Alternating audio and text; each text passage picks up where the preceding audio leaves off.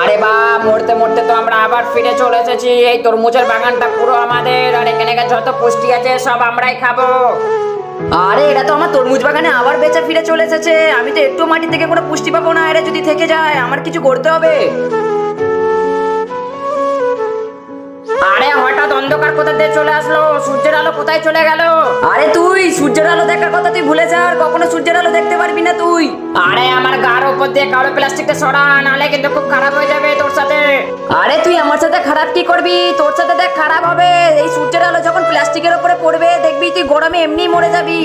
আরে তুই আমাকে একবার এখান থেকে বেঁচে ফিরতে দে, তারপর আমি তোকে দেখাবো আমি তোকে কি করতে পারি। তোকে একটু ছাড়বো না, আমি দেখে নিবি তুই। আরে তুই আমার কিচ্ছু করতে পারবি না। এই দেখ আমি কালো প্লাস্টিকটা ছিঁড়ে দেখ আমার গাছটাকে ঠিকঠাক যত্নেতে রেখে দিয়েছি, আর তুই তো কালো প্লাস্টিকের নিচে আছিস, তুই তো মারা পড়ে যাবি। তো বন্ধুরা, তারপর যেটা হলো সেটা দেখার আগে তোমরা টাকাকে ভালোবাসো না মাকে? মাকে ভালোবাসে থাকলে একটা লাইক আর চ্যানেলটাকে সাবস্ক্রাইব করে দিও যাও।